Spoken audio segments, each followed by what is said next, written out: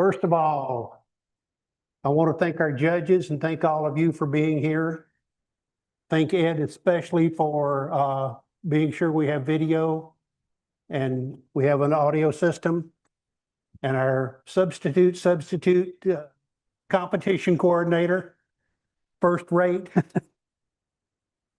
Number one, the survey is out. It's up on the web page. If you could please go do that. We want to get that in by the end of the month so we can use it to drive competition themes. Because of several reasons getting it out late, we're going to make March's competition theme one of the opens. So we have an open in February and an open in March. This is for images less than 2 years old. Let's see. Question about the survey. I think I got most of the way through it. I might have finished it, and then the cat threw up and I got distracted. I don't know if I finished. Did your dog eat the homework? Now ate the homework. Check if I finished and submitted? Or do I just have to go back and? There was a thing at the top that's like sign into Google and it will save your progress. I think if I did not sign in. you're not signed in, I don't think it automatically saves it. Okay, but I might have finished and submitted. Is there a way to know if Oh, I finished yeah, and submitted? check. Just do it again, Just Mary. do it again. We trust you. It was, everything I wrote was so brilliant. I don't know if I could. Anyway. Take the contrary position this time. Okay, I'll do the devil's advocate version. Let's see. Go back. Since the month started Thursday the 1st, we have a 5th Thursday. I'm going to suggest we meet at Pint House. And if people have other alternatives, if I get 2 or 3 that are the same different one, we can do that. So send email to me, I guess. I'll try to be fair about choosing a location. Need some volunteers. We need to recruit people to the club.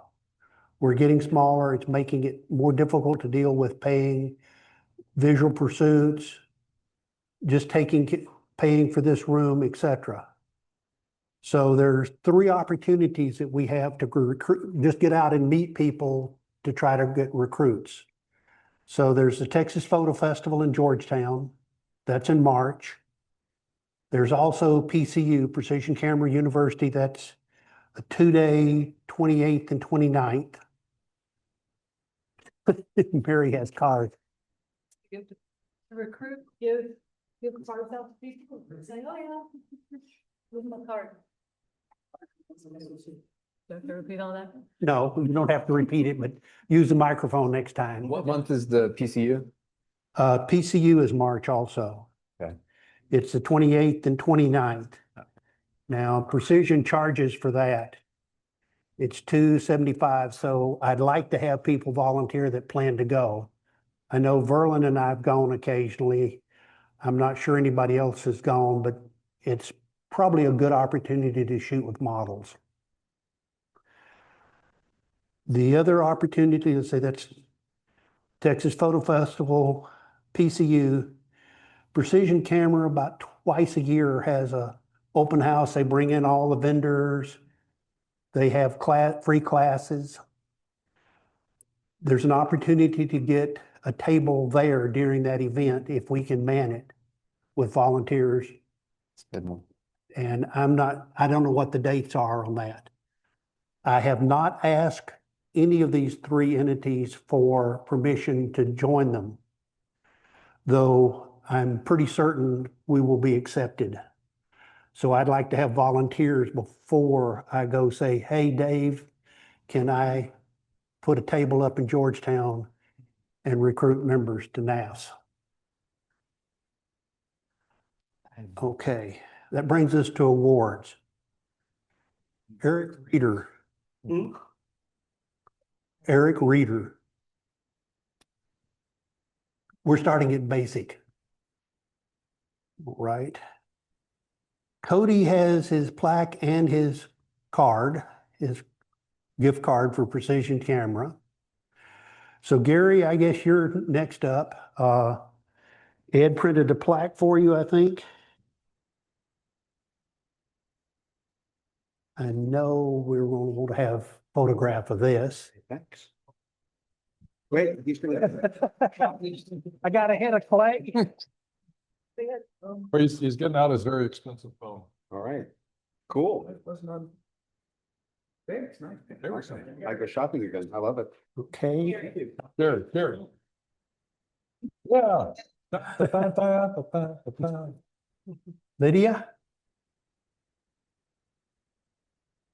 People's Choice Photographer of the Year.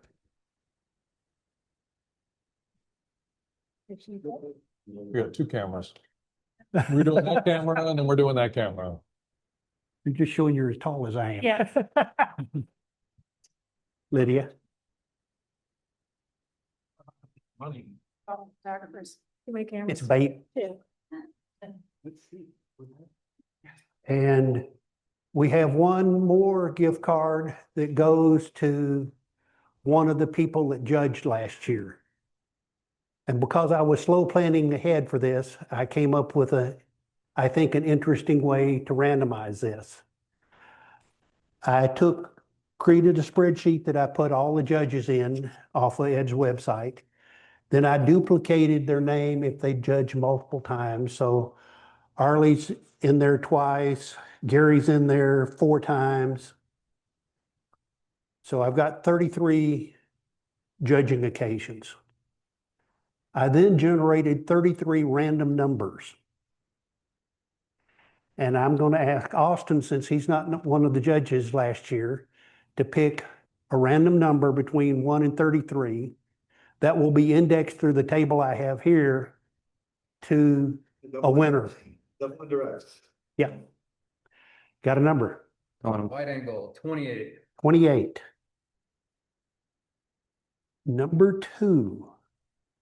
Arlie, Okay. you judged twice. You were first on the list. You're number 2. You get money. You get money. Money, money, money. More bait for precision camera. Okay.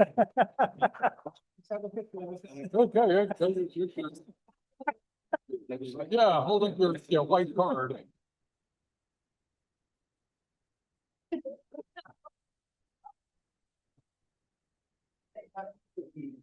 All right. Verlin. Yes.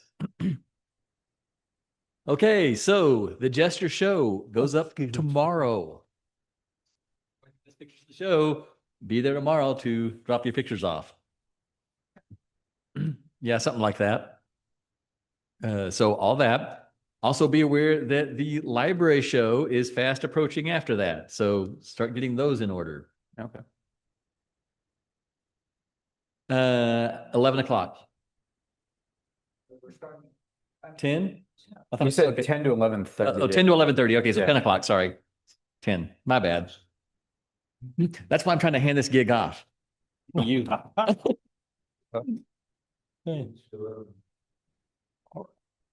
Clay, you got something for us? If you give me a moment, yes. Hi, everybody. I'm Clay Lapin, the membership coordinator. So I have the pleasure of reminding everyone that if you have a renewal coming up, it's $25 now. Ed has, the easiest way to do this is to be on the website, and you can use PayPal to quickly join or renew.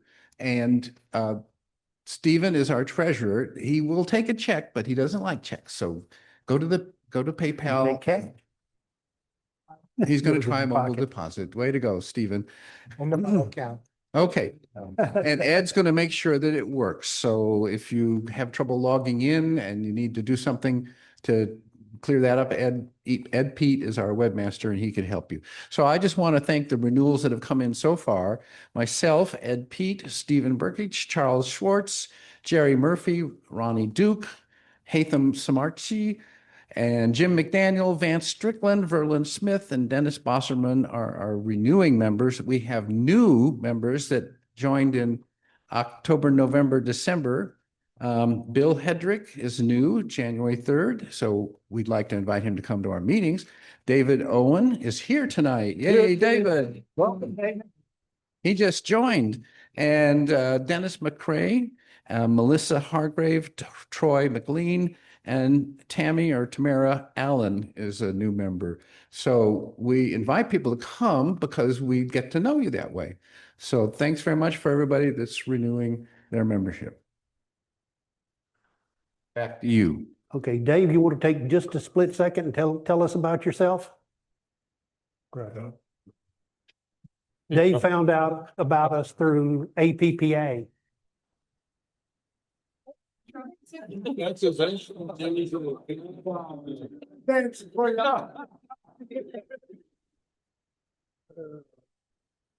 Well, shoot, I met Mr. Bunton from the Austin PPA. Oh, yeah. But I guess I've been doing photography for, I'll say about 40 years. Grabbed my dad's old Minolta XG7 and ran around with it doing pictures. Then pretty much joined the army doing air conditioning stuff and traveled and was loving capturing all the pictures. Shoot, I'm still 40 years. That was Kodachrome 64 was my favorite film. And the old Pentax K1000. Well, they took your Kodachrome away. Good. I know, man, shouldn't. But and I'm shoot pretty much landscape, pretty much wide angle and in the dirt and water, get my pictures. Well, that's about it for me. Oh, and then else. Okay. Thank you. Gary, I think you've got something for us. Sure. I'm set up here so the camera can catch my good side. So howdy, we have a photo walk coming up on Monday. We're going to go down to San Antonio and check out a couple of missions on Monday. The goal is to meet at Mission Espada at 9:30 and have lunch and then go over to Mission San Jose at 1. Yeah, about one-ish. And then after that, hit the road and get back to town before the traffic gets horrible. Now it is a holiday, right? It's MLK Day. So that might help traffic a lot. We don't know. So it's kind of up in the air. We'll see what happens. But it'd be great to have you all join us if you are free. I think we'll have a good time. I'm hoping the weather will be chilly in the morning, but very pleasant to moderate in the afternoon. It's been, I think, more of the same weather we've been getting for the last couple of days. So I think it'll work out very, very well. Much unlike Bastrop in January last year, which was horrible. Okay, so look forward to that. More ideas coming in my head. I'm also going to put a plug in for a show.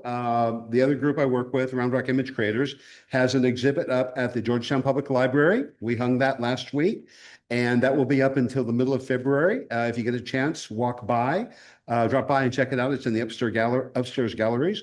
Lots of fun, lots of good images, and great stuff to see. So if you get a chance, we'd love to have you take a look. All right. Thank you. Pardon? Oh, okay. And also, okay, because pie, we just came from the reception for Karen Limbaugh's show at Poppy's Pies. So if you get a chance to drop by Poppy's Pies over on Chisholm Trail in Round Rock and see her show, it's great. She's got pictures from her trip to Tanzania. Make sure I get that right. Nice stuff. Wonderful animal portraits. Really enjoyed that. And Poppy's has arguably the best pie in town. I'm sorry, it's fantastic. They're open from breakfast and lunch on Wednesday, Thursday, Friday, Saturday, and then their dinner on Friday, Saturday. It's Friday night. Okay, but yeah, breakfast, lunch, go in. Fantastic place. Highly recommended. Also gluten-free. It's all good. Anything else? Okay. Okay, I'll stop there.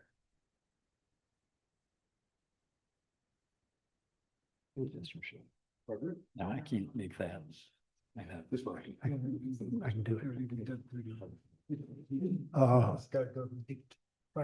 I think we turn it over to our treasurer, competition chair, master of everything. Is this on? Yeah. Thank you. All right. Hopefully I remember how to do this. It's been a year, It's like riding a bicycle. maybe. I don't ride one of those. It's been years. All right, we're gonna start off, competition issue, this month was, Oldie, basically, in an open competition, so let's see. If my memory does. All right, here we go. Whoa. Big beautiful bay. Deep blue horizon. Sunset in the wheat field. The joy of a water dog. Drying out. Engagement. All right. I will let the judges. Big, beautiful bay. Big, beautiful, beautiful day. That one's mine. There's a wonderful image of the San Francisco Bay Bridge, and the Golden Gate Bridge. The next time the maker goes there, just call me up. I'll be glad to carry your bags. You know, for lots of reasons. The biggest one is my son lives there. So, on a more photographic note though, so we've got this really bright sky. We have a bug on the screen? No, it's a bird. Oh, it is a bird, isn't it? Oh, it's a bird. It's nice. No, okay. It's a bird. You have to understand from over here, it looks really, okay, because that's actually one of the things that I liked about it. Okay, so we've got this very, very bright sunlight reflecting off the water, which is very typical of any kind of water scene. But it looks as though it could have been either if there was a raw file, might have been able to pull that down, maybe a stop and a half, something in that neighborhood. And then the other would be, I noticed on the metadata that this was shot at something like 1200 ISO. So bringing, the other way to do this would have been to bring down the ISO between 400 and 600 maybe. The other is, that would have helped with the rich blue sky. And I'm looking at this, it looks as though it's got a vignette to it. And so if that's the case, then yeah, bringing that sky down, we would have seen a little more blue in it and added a little more impact to the overall image. I love the composition. You know me, I like panoramas. And so even though this isn't specifically a panorama in the strictest of sense where you stitch them together, it is a panorama because it's very broad. I forget what size lens setting it was on, but I like the image, and overall it's a very nice image. Thanks. Okay. Deep blue horizon. I think I have this one, and you just can't escape the blue and the depth of this image. And you way up at the top, just a little bit of sky and clouds makes it very clear that this was about the sea.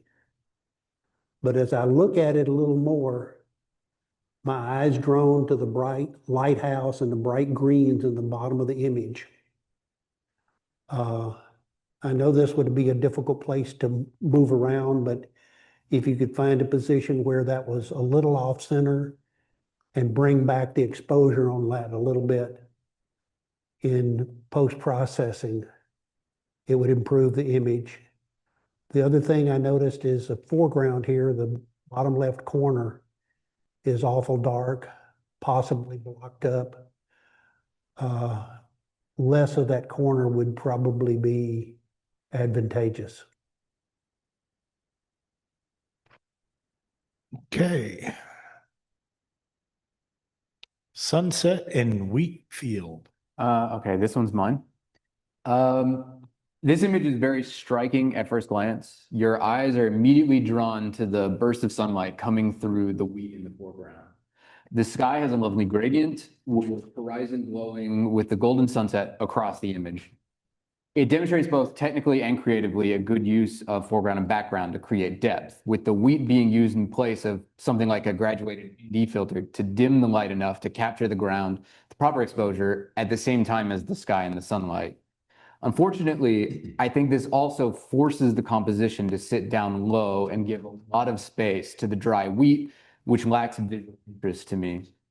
I see hints of a building in the background and wonder if there's a way to adjust so that you could achieve balance, but bring more of those elements into visibility. There's also some obtrusive elements on the edges, like in the top left, that are kind of poking out. That could have been removed maybe with a crop or just the removal tool. All right. The joy of a water dog. What a happy pooch. Is there anything else to say? Okay, I'm done. No, I think this is a great shot. It captures everything that you want to capture. There's the expression on the dog's face, the fact that he or she it is having a wonderful time running through the water. I noticed on the metadata that it was a very high shutter speed. I think it was like 4,000 a second. So definitely going to stop every bit of action, water splashing here and there. That was wonderful.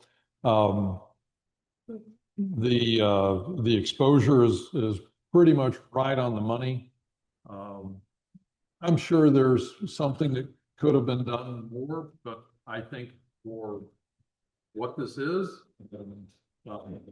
what we're looking at, it's a wonderful shot. I think it's well composed, and on a technical aspect, it's pretty darn good. Drying out. At first glance, you see three in a row. The classic, we always want to have three objects. But there's an Easter egg hiding in here. There's two seagulls up front. Or not seagulls, pelicans. Image is cropped tighter. I like the leading line, the arch that just leads you to the birds. The image is cropped so tight that it's started to lose resolution, and it's been pushed to the limit of what can be gotten from this frame technically. But an outstanding capture, a good use of positions of three, and a good use of the stone jetty or breakwater to have the birds all lined up. Okay. The engagement. Okay. I think this is a really beautiful image, perfectly capturing the sun setting as it lights up the water and glows across the sand. The image is sharp from top to bottom, freezing the waves, crashing on the shore with swirling clouds, which makes a really neat effect. There's a lot of beautiful texture and color throughout the image.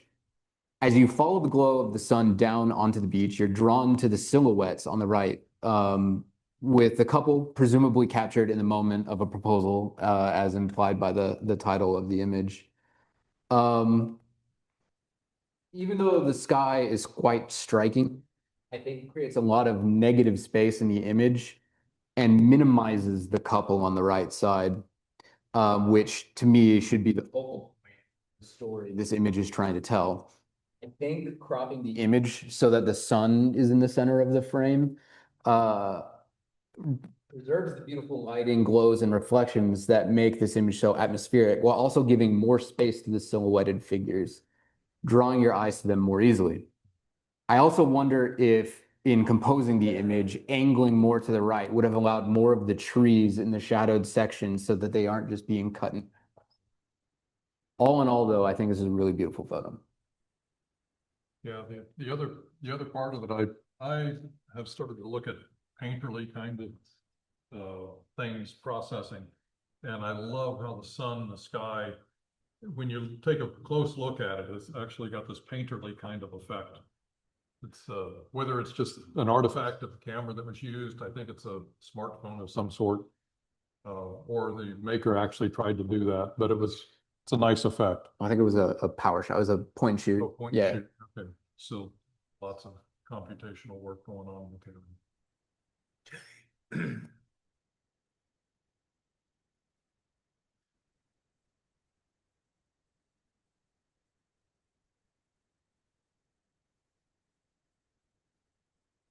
Judges' choices. All right.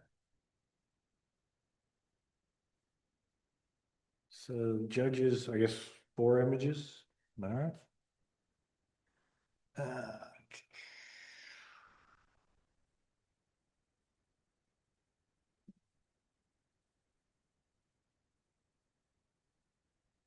Honorable mention, Clay Lieben, Big Beautiful Bay.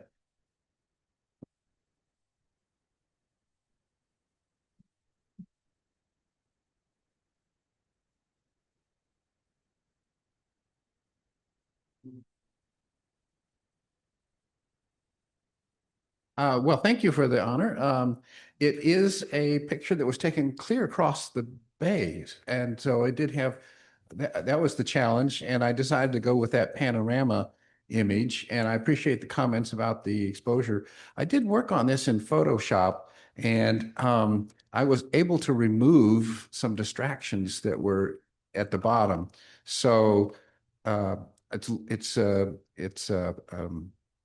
one of those things I'm working on is in terms of Photoshop, and the artificial intelligence that they have to remove objects is pretty cool. Yeah, were you on a boat or were you on land? I was on land on a clear, there's a marina, the Berkeley Marina, for those of you know. And so, yeah, I think I had the telephoto 140, I think is what it was.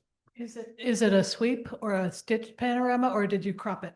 It's all cropped. Yeah, it was all cropped, and lucky for the sailboats, and it was in sharp focus. Yes, bird and the sailboat are in. Got the bird. Yeah, I love the Lucky. bird or the screen too.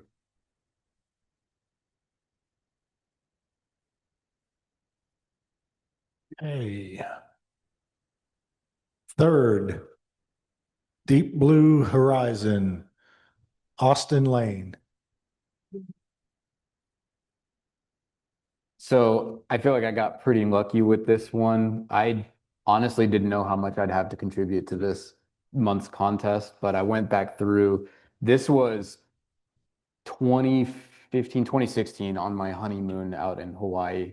And I went on a hike on, this is the ridge outside Waikiki. I forget the name of it, but you go up on the ridge, and I think it used to be a volcano or something.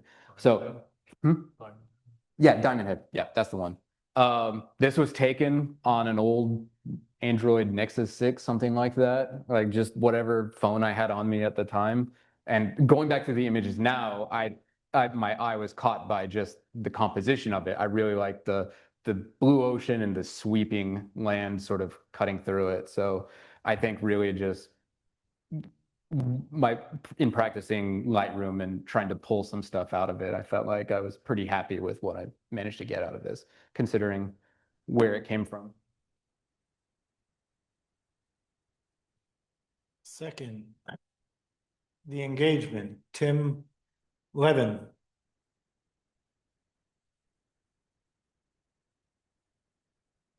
No. First place, The Joy of a Water Dog, Jerry Murphy. No, Jerry. Okay. So Before we now- start on the next group, I want to explain that we've started doing some things different in the way we judge. We've always had judges meetings. We've always talked about all of the images. And then we modified our scores to get everything to kind of line up. We have removed the numeric scores. We've had complaints from several people about numeric scores. We've also had a complaint about, well, I counted on the numeric score. PPA as an organization has for years had numeric scores that ranged from about 78 to 100 on a rare occasion. We're not going to get any kind of consistency like that out of a random group of judges at different levels of experience. PPA has gotten to such a point They have reduced it to 5 levels. It's a mirrored image. You might be able to work on it and make a mirrored image out of it. Don't bring this one back. My translation. And then there's good, and then there's very, very good. So the judges simply said, what are our top images? Can we agree upon what the best image is? In this case, it was pretty easy. Water dog was outstanding. So then we compared the other images that we picked against what we thought was a second place image. 1-to-1 heads up comparison, just like international print competition works today. Which one of the 2 images am I looking at is the best?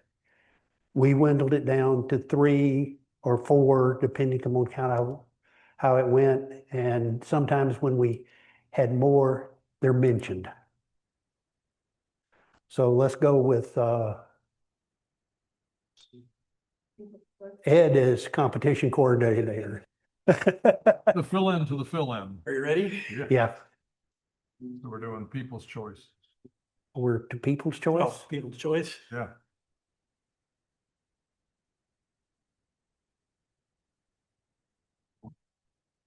We're gonna let him back in the game, Ed. All right, people's choice.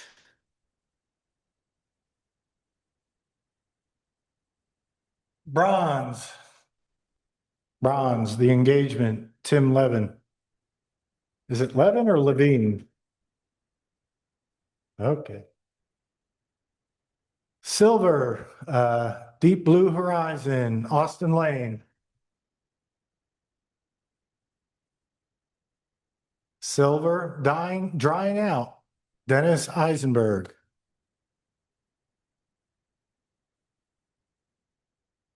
Gold, Jerry Murphy, The Joy of a Water Dog. You may have noticed that the people's choice doesn't line up 100% with what the judges did. The people's choice has no instructions on it other than to say, pick the image you like best, make it first. The judges are asked to look deeper. They've spent time digging into this.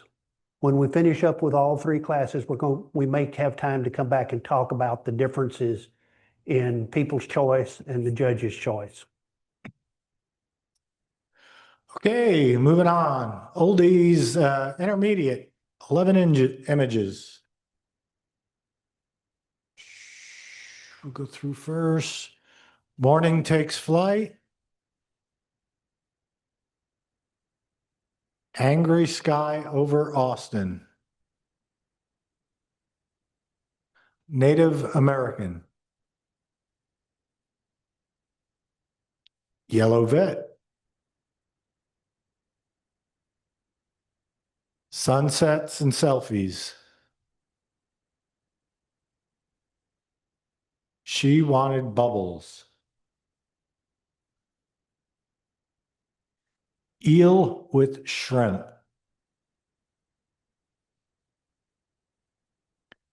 Waiting Out Winter in Antarctica. Classic Days.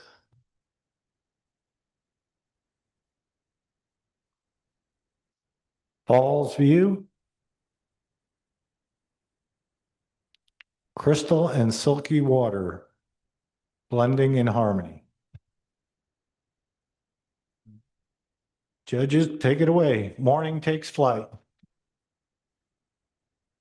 Okay, that is mine. And for those of you who are thinking this might be Albuquerque, it's not, by the way. Albuquerque does not have a minaret. And if you look in the lower center portion between the 2 white roofs, there's a minaret there. So this is over somewhere else overseas. Very cool. Okay, as I put my glasses on so I can read what I wrote. As a quick shot of the scene, this works fairly well. The image does convey the flight of the balloons in a country far, far away. with a few minor edits, it could fulfill the title even better. First is the cropping. The porches in the foreground are a bit distracting and taking the viewers away from the flight. You've got these white roofs down there that are, other than the sun, that's the next thing you see. So cropping near the bottom, bringing the bottom up to the bottom of the minaret, so your frame is pulled up a little bit, might have helped. The next thing would be to burn down. There's some cars on the right-hand side in between the V of the sun, those rays. Take those down just a little bit, and then possibly follow up with a little bit of a linear gradient on the sky to bring the colors are there. It just needs to be brought in a little bit better. So, I mean, it's a nice start to an image. I think a little bit of work would have really brought this out. And the fun thing about this is, one, it's not Albuquerque because there's a minaret. The other is, if you look really hard on the far left-hand side, there's a green dot. That's not a balloon. It's actually a sun flare in the lens. It's cool because you don't know. You just look at it and go, oh, look, it's another balloon. And until you're like we ended up doing for many hours earlier this week, we took a look and like, oh, that's actually a sun flare. It's okay to leave that one. You couldn't tell that it's a sun flare. Cool. Angry Sky over Austin, 9/24/2023. I just love the title. Angry Sky over Austin, or an angry sky would be more than adequate. We don't need the maker's bookkeeping in here. At least it This didn't say is, IMG 234. well, it is a big thing about that. This is a beautiful capture. When you get this kind of lightning strike captured, it is an image to be proud of. And this one is just outstanding. There's multiple ionization paths coming down. For a lot of us, this is an easily recognizable location, looking north from Wells Branch neighborhood. The processing is good. There was some questions about whether there was too much yellow and orange in the clouds. I don't know. It's startling. The image could be improved by removing probably 10 or 15% off the top. And I think the viewer is left a little, what's there in the bottom? Linear gradient, bring that up just a little bit so you have a little more detail. But this is an image to be proud of. Okay. Next, Native American. Okay. On a technical level, I think this image is a great execution of portrait photography. The details that are important are stunningly sharp, and you can see just how narrow the depth of field was to capture the subject when looking at the water at the bottom of the image, with immediate fall off in front and behind to blur the surrounding environment. The skirt and headdress are sharp and have vibrant colors, and the skin almost has a glow to it.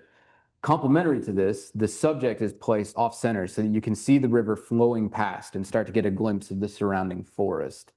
That said, I think the title of the image is a missed opportunity, as it really only conveys what's already being said by the subject's appearance instead of adding to it, telling us why she's there, what she's feeling, or giving us some glimpse into a bigger story that's happening here. Okay. Just one comment on that one. The beads and the headdress are beyond sharp. They are perfection. But the face is been cleaned up to such a point that it looks a little plastic. So good work, but just a little too much on the face. Yellow Vet.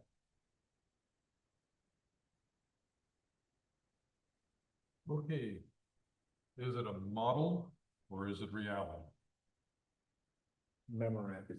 It's okay, thank you. Dating yourself. Oh my God, don't tell my wife, okay? Maker is looking at the metadata, the maker has taken the use of a 14mm lens to its fullest potential here. This is a real car. It's at a car show, and there are a couple of reasons you can see that that tell us why it's at a car show. On the dashboard is a white piece of paper, and that's what car show people normally use for the registration of the car at the show. The other is when you look through the windows, all of a sudden you can see reality. It's no longer blurred. But that's all kind of beside the point. This angle of view, this point of view is just fantastic. The only really distraction that one could come up with, not that we were looking for a distraction, but the yellow glow on the edges of the car, a little bit too much.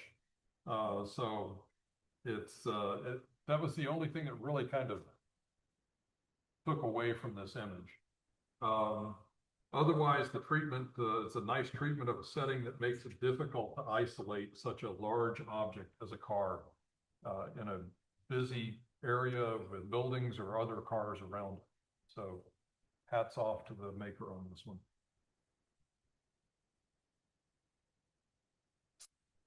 Sunsets and selfies. Mount Benel.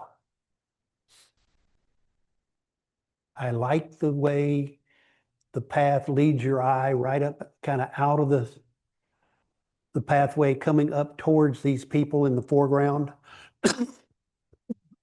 There are cell phones everywhere. There are people posing for selfies. There's people looking at a selfie. Well done, well conceived. This was a situation where it was on the edge of darkness, and the metadata showed that they pushed this to the limit. If you dive very deep into the image, let's look closely, the noise is really high throughout the image. If there was a way to get a little more light, focus on just one, bring the eye to focus on just one of the people doing a selfie. Probably this couple sitting on the lower left, and tone down the rest of the image would make them pop off the screen. You guys got anything to add to that? No, I think when we were talking, if you had talked about isolating, it being the time of day that it was, maybe bringing that sky down a little bit so that it actually gives you a better idea that this is really close to or closer to sunset. Yeah, there's color in the sky. Yeah, but TV doesn't do it justice. it is a fun picture of people taking, here they are, they're supposed to be enjoying nature in the Austin area, and they're enjoying themselves with their phones instead. It's just, okay, good. You stay here. We're going out to nature. Real. She wanted bubbles. Okay. I think this is a fun image that captures the imagination with what's happening in the frame paired with the title. I'm imagining maybe a parent and child playing with the bubble one. The use of black and white is a creative way to flatten the wand and the arm into silhouettes, which drive the action in the scene through the arc of the emerging bubbles, drawing the eyes up through the form. The shadows are sharp and the bubbles create interesting textures with their edges producing beautiful swirling forms and bright edge highlights from a light source somewhere off to the left. While we were judging this, we did spend a lot of time looking at the bubbles and seeing shapes like, oh, this looks like a face. This looks like someone's leg. It was just kind of fun.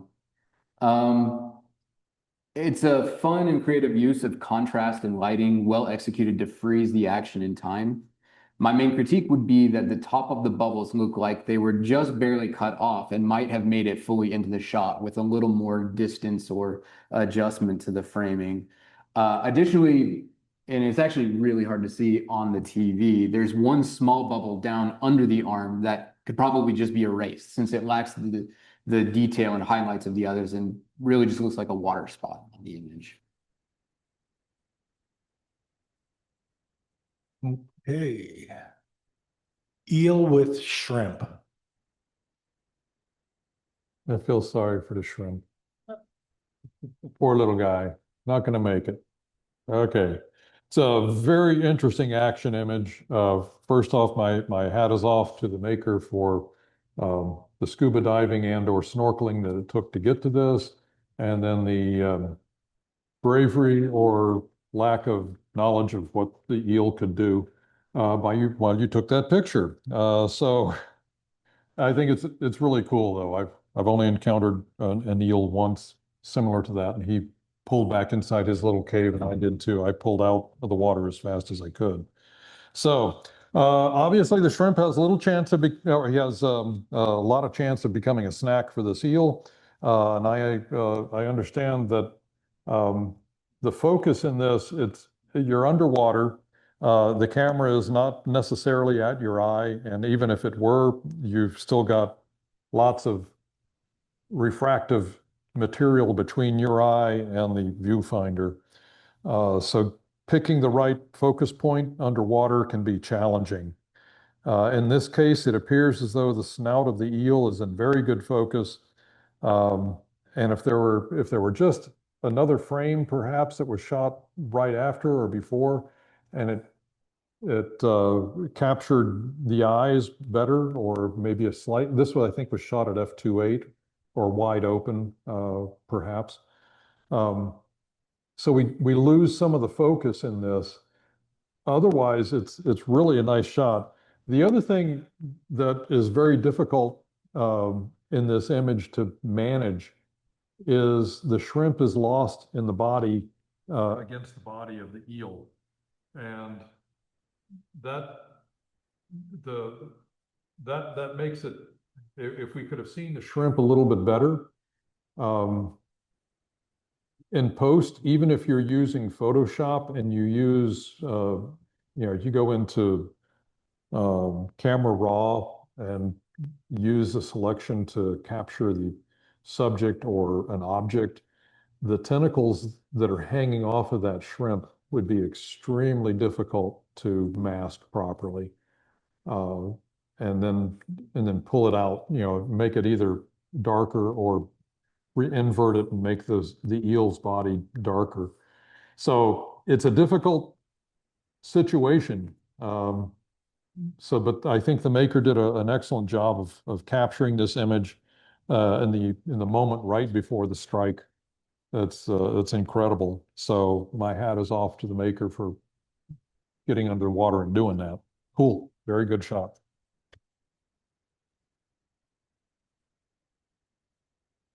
Waiting out winter in Antarctica. I am not sure this image showed up in People's Choice. And it is just, when you see it, you just have to say, wow. Because if you look closely, there's detail in all of that snow. I turned in an image to PPA that was snow.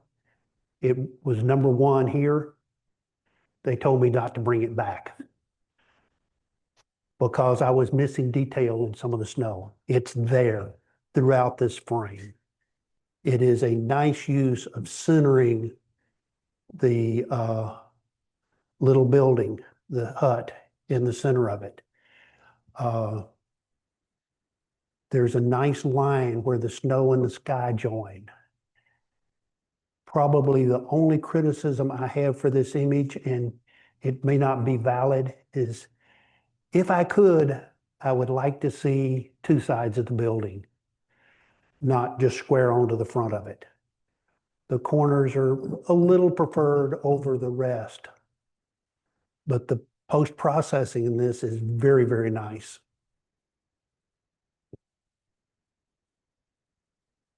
Classic Days. I get to go twice. Oh, my. This one immediately gets your attention with the bright vertical lines and the diagonal lines. And hearing the title, you have to go see if you can read the title on the books. Some of them are legible, some of them aren't. It's just, it draws you in. You have to sit and look at it and try to understand it. I'm not sure how this was created. I suspect it was 2 exposures with a strobe to help light it and get the bright lines, which I think are reflections off of book covers. If the maker is here, we'll ask how it was created, but nicely done.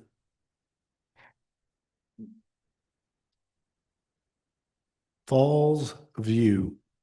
Okay, I enjoyed looking at this one, just taking in the details sort of everywhere you look. There's something different to see. It's a beautiful example of landscape photography that can tell some kind of story. From the outset, I see a wonderful composition that captures a canyon and the waterfall down below, flowing through a hidden forest at the bottom that you can't see till you come to the edge of the canyon. The inclusion of a figure on the right side looking out over the valley toward the waterfall, holding what looks like maybe a camera, gives the element to the photo, which makes you think about their journey and the other pictures they took along the way. I also like what I see as somewhat muted or unsaturated coloration overall in the image. As a fan of film photography, this kind of reminds me of something that you would get from like Kodak Ultramax or something. And gives me the feeling of looking at an old vacation photo from way back. On the technical side, the canyon walls are beautifully sharp and textured all the way around from the left side towards the back. But there's a softness to the focus in the right side elements. And I'm guessing that's because maybe what this ledge on the right side is actually much closer to the camera than the rest of the canyon. And the focus was just further out, which can be tricky to balance. I also noticed if you look close on the left side and a little bit on the right, there's some black around the edges. I'm not sure if that was some sort of framing or what but cropping it in slightly to get rid of that would have helped.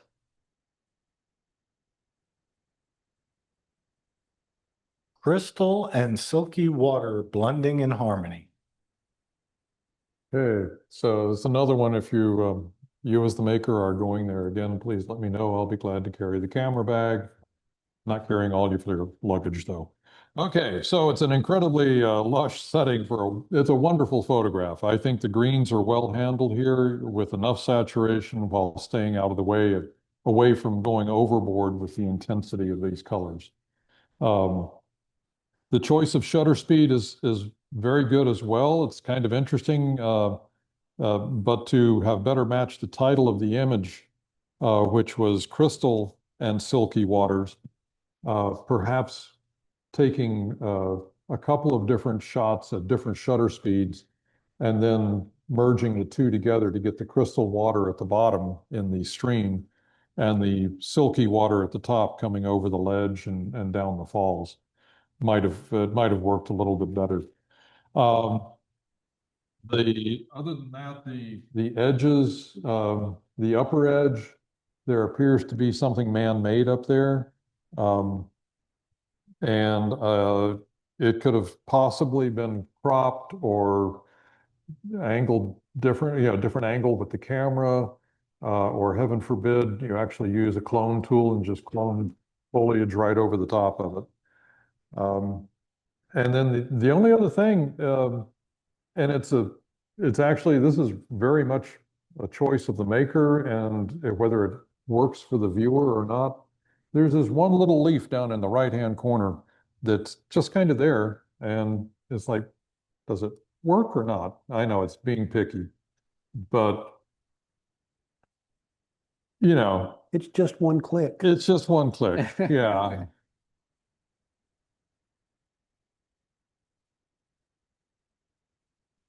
Well, that's just it. It's a choice of the maker and and the viewer. I mean, does it fit? Does the viewer think it fits? Okay. Okay, so we have a viewer is saying that it balances out the green on the bottom. Okay. Okay, never mind. I did not say anything about the yellow leaf at the bottom. I'm being beat up. Okay. That's perfect. I love it. Thank you very much. I appreciate the feedback.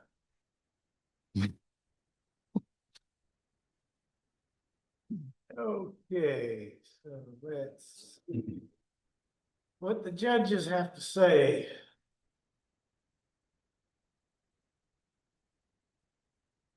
Okay, 4 images. Honorable mention. Mark Interrante. He's not there.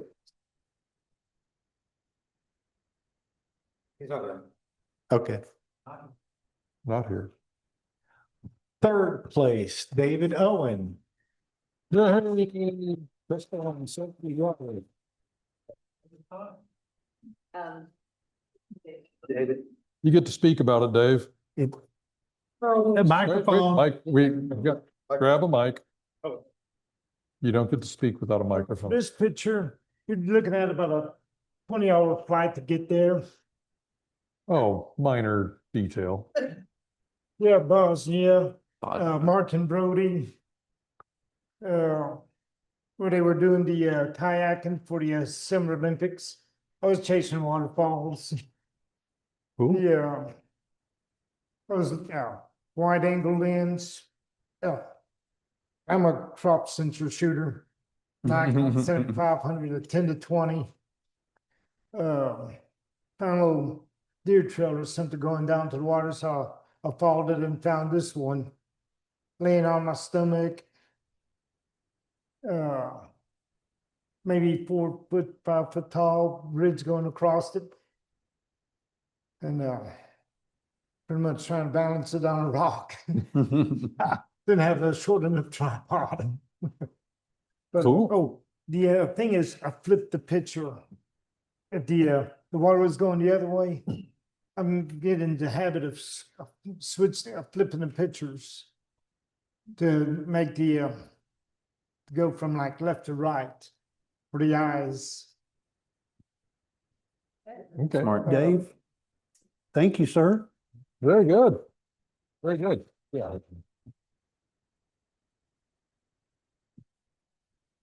2nd place, Jolene Zamudio, Native American. Oh, yes. This is Get gorgeous. to talk about it, Jolene. 1st place. That would actually take it in Richard Moyer Park down the creek. Oh, yeah. Any other questions about it? It's a girl I worked with, and I outfitted her.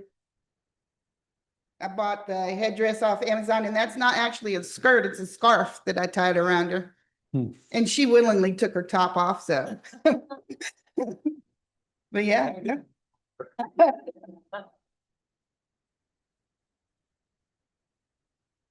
1st place, Waiting Out Winter in Antarctica.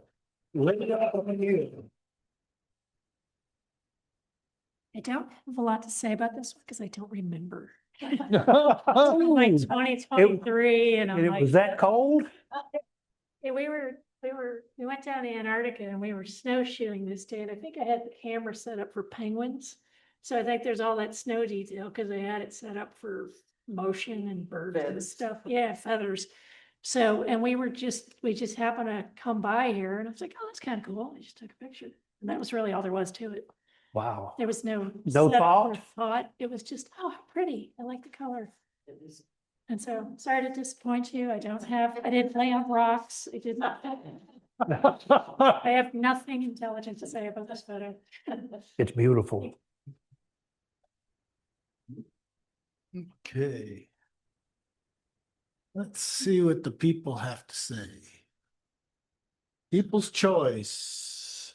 3 images. Bronze, Native American.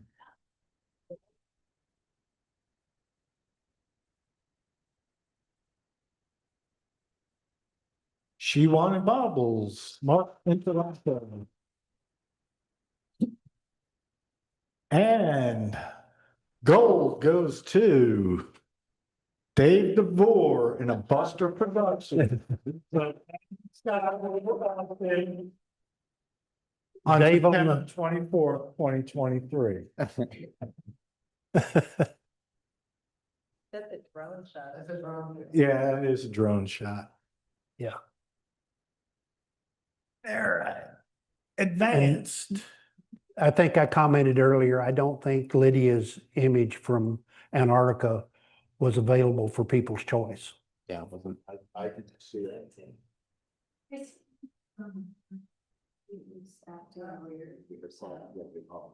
year in this month, so.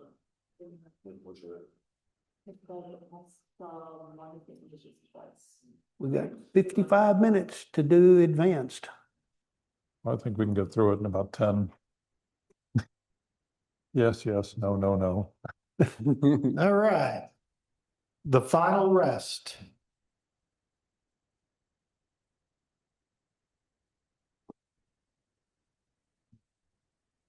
Well, wait, moved on. Scanson 272 72362. Close parentheses. Fall waters.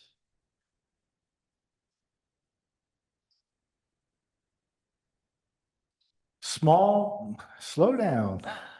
Small wonders, witnessing the delicate strength of motherhood.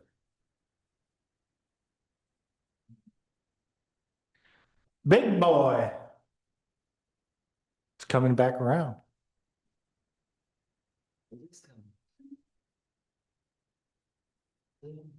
Not sure. A storybook stream.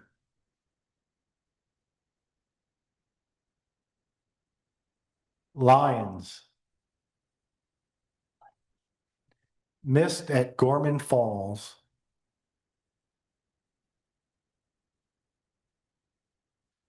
The bridge at the old mill.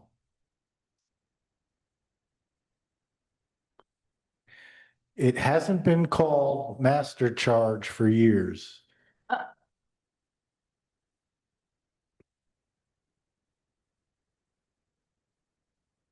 Castle Hills graffiti.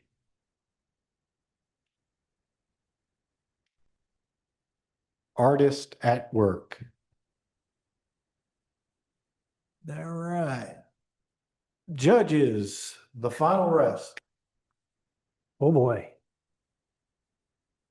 You see this and it's just a powerful image. It has the three of a kind, but they're different. They're lined up. You've got good light on them.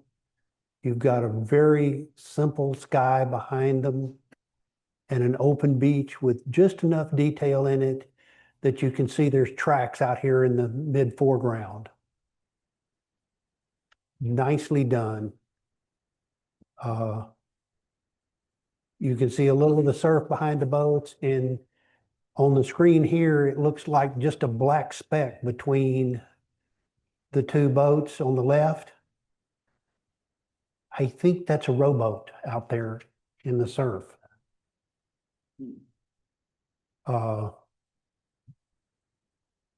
It is a beautiful found location, and I could shoot here all day doing different versions of it. It's even nice that there's the odd boat to the left. Things that I did notice that could be improved is there's a little bit of trash in front of the left boat that could be removed quickly. But in general, a very nice image, well exposed.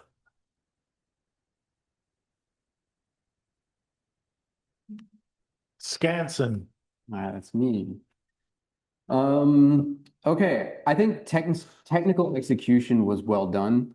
Elements are sharp and textured. Colors are vivid, especially where the yellow flowers filling the field in front of the house. Composition for me was where this image was a little troubled. The front elements, which I assume is a fence or some kind of pen for animals, maybe obscures too much of the image. Because it is just as much in focus as the house behind it and the additional elements behind the house, the image doesn't convey much depth or guide the eye to any particular subject. It all comes kind of flat. I wasn't familiar with the name StCin, which I looked up and found out was an open-air museum and zoo.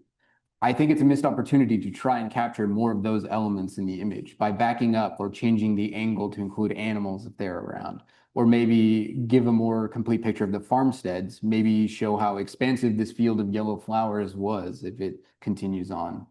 Alternatively, the use of depth of field could have been employed to draw the viewer's eyes to specific important elements rather than leaving it all there.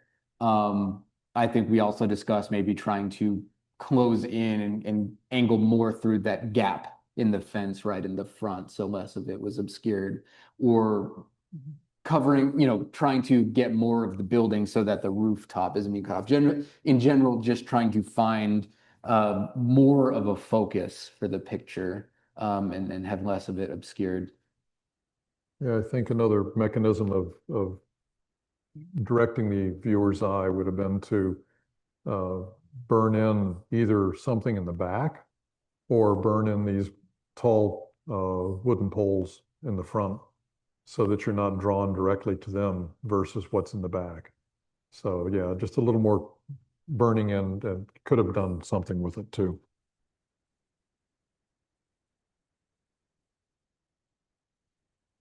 Fall waters.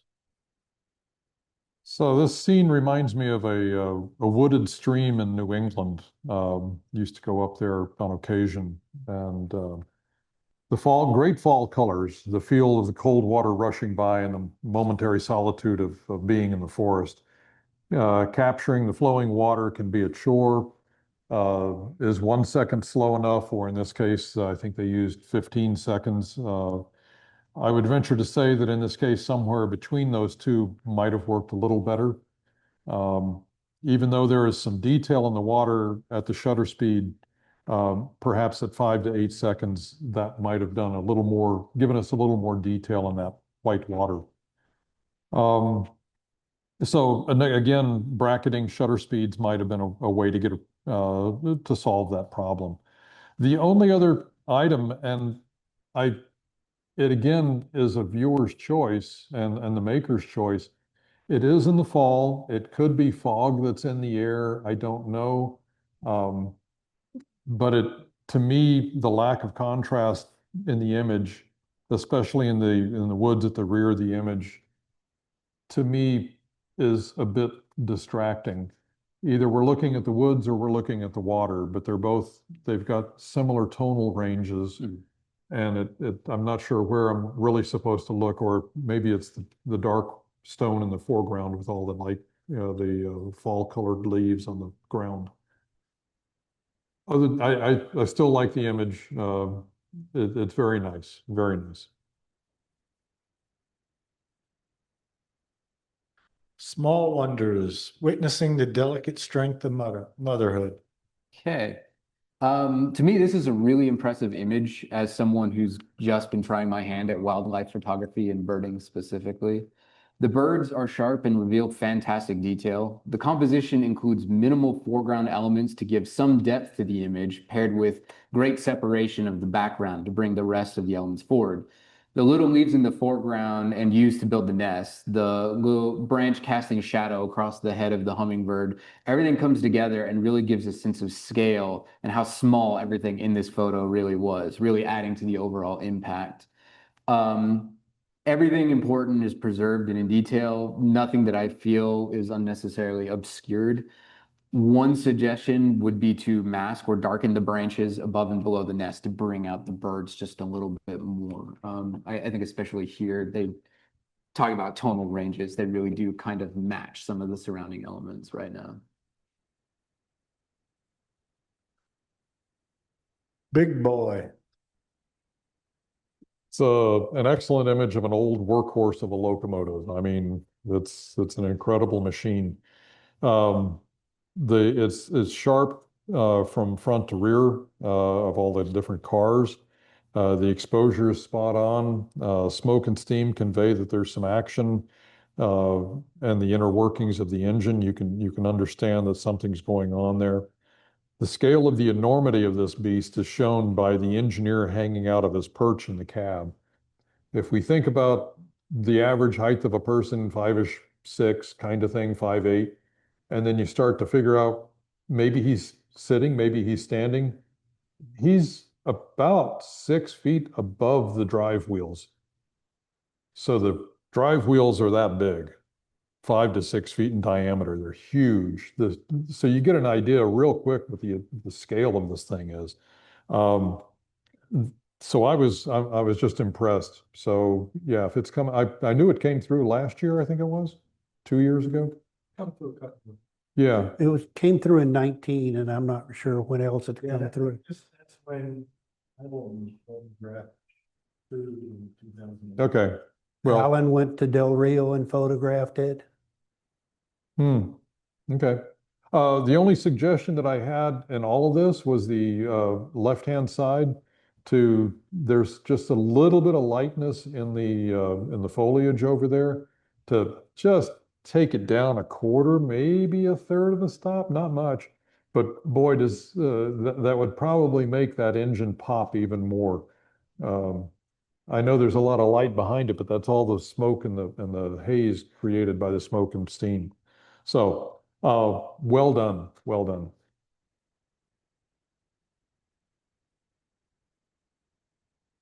A storybook stream. More cotton candy water. We have learned to use slow shutter speed to create flowing white water, make it noticeable. Maker did a good job of finding this pathway through the rocks, past the white water, up through the bridge. Lead your eye back into a properly exposed area of foliage and trees back there. As I look through the image, I want to see a little bit more of the underside of the bridge. Like to have a little bit more light under there. It would probably select easily with a select object and raise the exposure. We'll raise the shadows up just a hair so you get some details. The top crop is a little close to the arch. And on the left-hand side, it picks up a little bit of the top rail of the bridge. Probably the best option would be to shoot a little wider and get the top edge of the bridge and include it. I'm comfortable with the rocks or the boulders in the foreground forming a vignette for the image.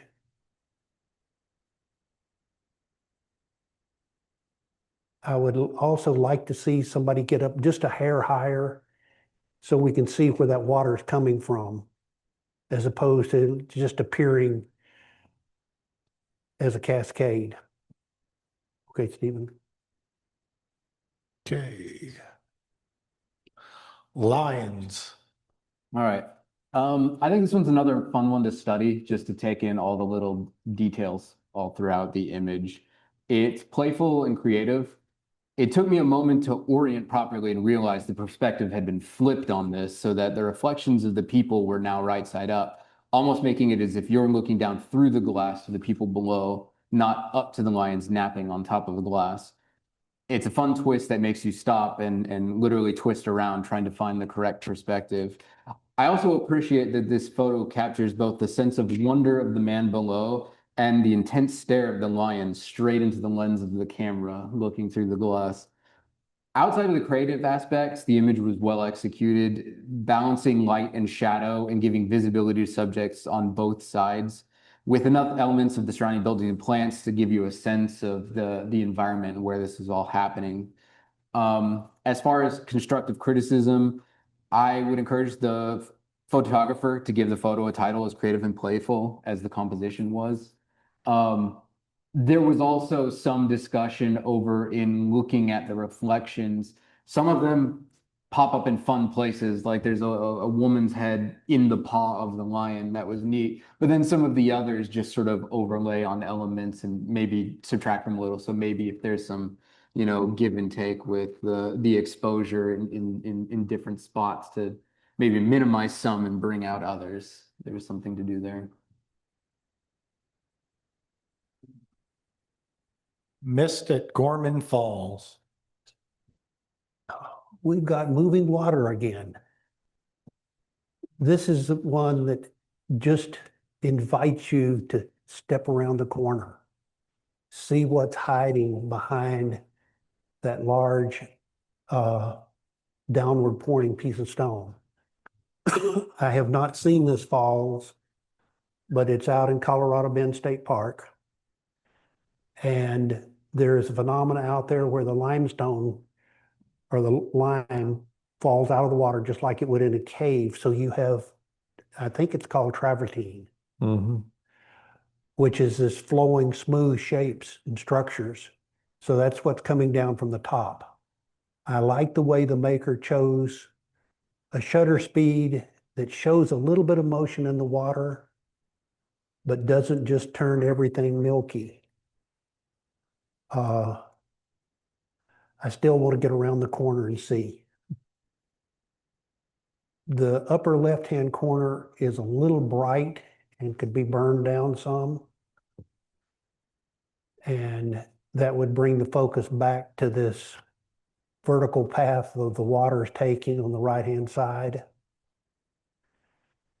And there are two little bright leaves in the bottom right side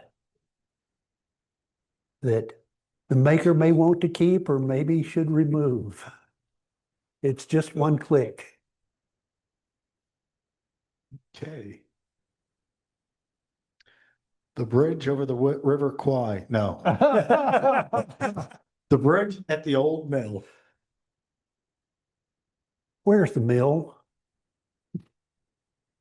I don't know. I didn't think. The title just has failed to show me the mill, or the photographer has failed to show me the mill.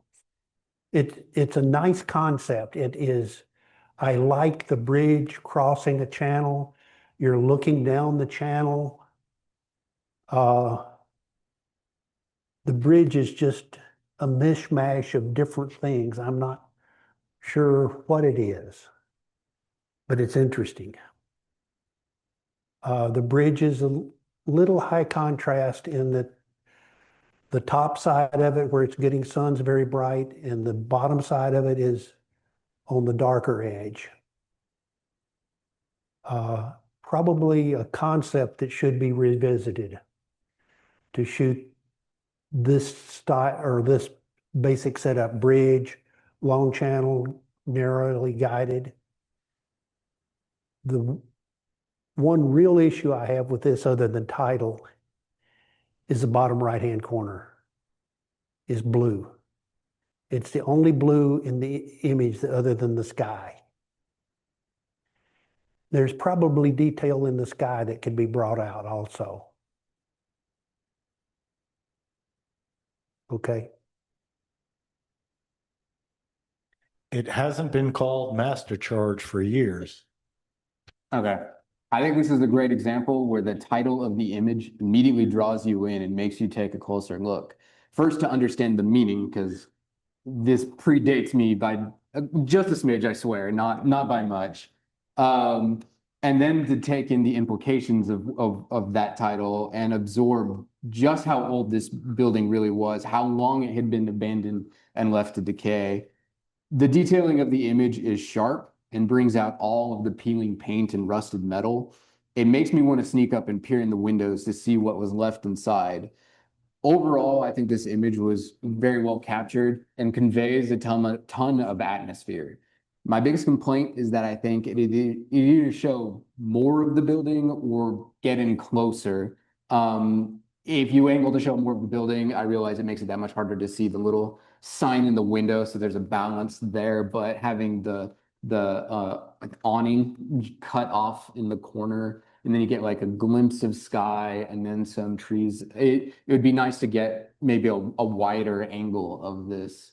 Or otherwise, yeah, maybe up closer, peering through the windows inside, but maybe it's more of just this needs to be a series of images showing different elements of this scene. But otherwise, yeah, I really enjoyed taking in all the details of this one. Castle Hills graffiti. Okay, this is a wonderful image. It's successful in showing and the documentation of now a lost landmark in the city of Austin. There's scale that's provided by the young lady at the top. So we all understand how big this was, as we all ponder all the various types of graffiti that is on the wall. There were just a couple of things that we came up with for improvements. Again, as the dodging and burning is all it really came down to. The foliage around it seems to be a little bit bright in some areas, and they could have been burnt down. And then there was one spot down here in the lower right-hand corner that there may have been some more detail in the wall that by dodging that a little bit or bringing it up could have made this even a better image in that sense. But it's a great I look at it as a wonderful documentary type of image of a lost landmark. So Art at work. okay, everybody notice who's looking at you? Not me, the picture. The little statue's looking at the camera. He's kind of saying, "Ouch, what are you doing to my back?" You can even look at the expression on his mouth. It's like, "What do you mean?" Okay, so this is what we did for 3 hours a couple of nights ago, is to look at this picture. Oh, not enough, obviously. I mean, everything about this image is wonderful. There's not a lot of criticism at all. The action, the colors, the framing, cropping, everything was very, very good. The thoughts that came to mind were the line of, are we looking at the artist, or are we looking at the character on her face, of her face, or are we observing the handiwork of their hand on the statue? So is there another view that would have conveyed this even better? Could the maker have come around? We'll start to the right, and that way we get more of the artist's face, versus going around, not really behind her, but just more off of her shoulder, and still getting her face and then seeing what she's doing. Yeah, I know it's in the moment, and not always do we get a chance to move around to exactly where we thought, where we as judges think that they should have been. Excellent image. So can't say much more about it. I particularly like the way the background is separated by the foreground by the brightness of the foreground.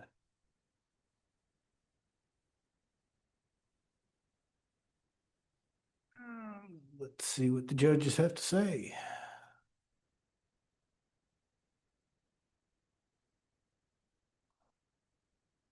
All right, we got 5 images. Let's see, honorable mention, Mary Day Long, Lions. Now, how'd you get this line? Well, this is 20 years old. It's a real oldie. I was in Las Vegas. I was in the MGM casino where they have the MGM Lions. And I was just fascinated by walking around this plexiglass area where all the lions were laying around and staring at you or not staring at you or doing their business. And yeah, I love the image for years, and then recently I've been revisiting a lot of old images, and it suddenly occurred to me to flip it, and then I loved it even more. So yeah, I had fun with all the reflections. Cool.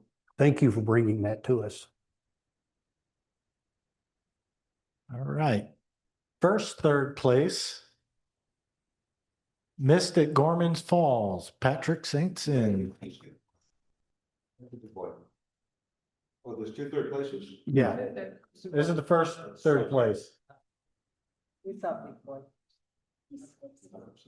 Okay, are we finished with the comments about which is to be first and which is to be second? I don't care, I just thought I'd ask. First, third, and second. We, First, third, we asked, second. we asked Austin to make a decision and he punted. So, okay, so this image is, it's from many, many, many years ago when I first moved here. And it's shot on film. It's a 2 1/4 frame. So the choice of shutter speed was, I hope I got it, you know. There wasn't a whole lot of, film is, by today's standards, film is expensive, so you did a pretty good job of guessing where you should be, and then you worked from there. And as for my 2, I like my 2 little leaves down there that nobody else is going to defend. I mean, they defended the other leaf, but they're not going to defend this one. It's a really cool place to go. This was in like June or July when the water, we had, as typical of Austin, there's no rain. And so the water coming over this travertine fall or rock was just this, is nothing else. It's barely a mist. And it's early in the morning. This was back when I thought that driving to places at, leaving the house at 4:30 and getting somewhere at 6 in Texas was good for photography. No, it doesn't work I guess. I see. But yeah, so the only way to get around it was to actually break the rules and climb over the fencing and things of that nature. So Yay. The other third place, Big Boy. 2019, I spent 3 days traveling, following Big Boy. This was on a little crossing between Marshall and Longview. There were maybe 20 or 30 people there. There were people sitting on the back of their pickup just off to the right of this frame. I had a video camera running and I was shooting I think a D810 as fast as I could get it to take frames. And this is one of the frames, and the power of this thing coming by you is just unbelievable. Evelyn and Patty Mitchell and I spent the time on the road, spent 1 night in Palestine, 1 night in Marshall, and then came home.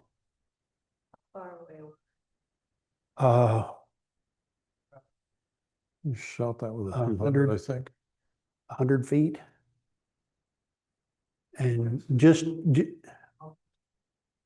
he's probably 40 miles an hour there. He's out, he's out there moving.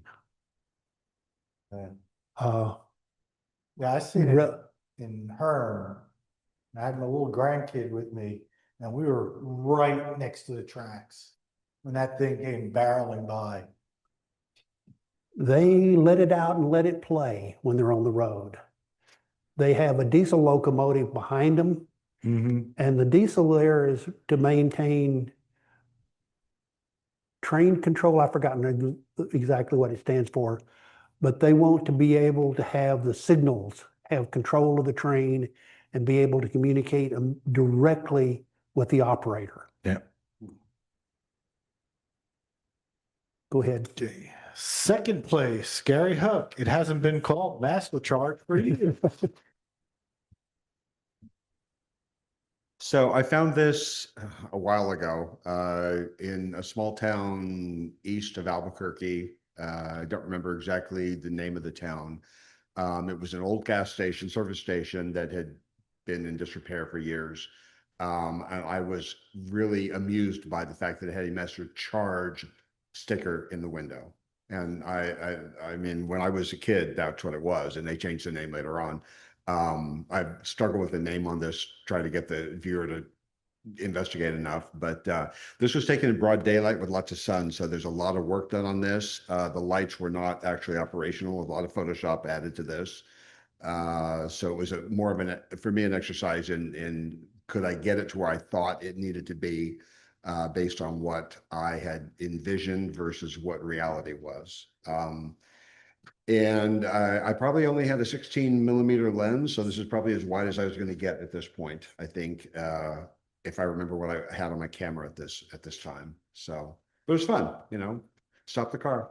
It's actually really funny though, because we debated, was this light painting, long exposure? Like, how did he get this detail at night?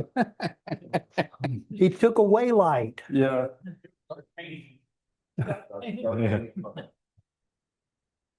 All right. First place, the final rest, Shelton Mozart. Oh, welcome. Nice. Very nice. Okay. Now let's see what the people have to say. People's choice. All right, whoa, only 3. Okay. Bronze, Ty Lehman, Small Wonders.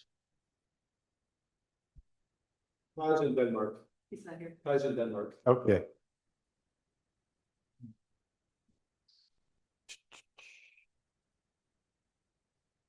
Silver, the final rest, Shelton.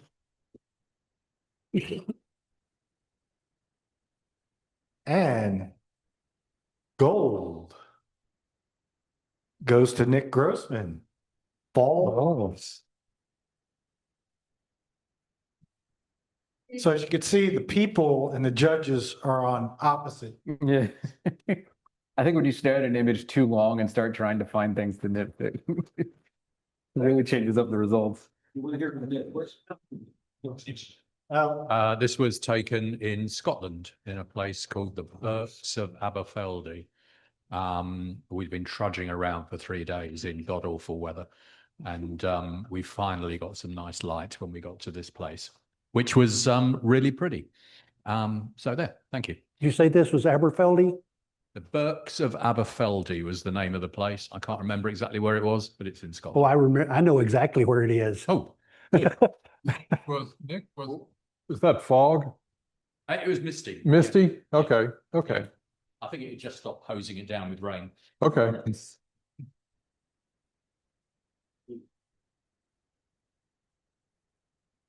And it's competition. Yay. Thank you, folks. Have a great evening.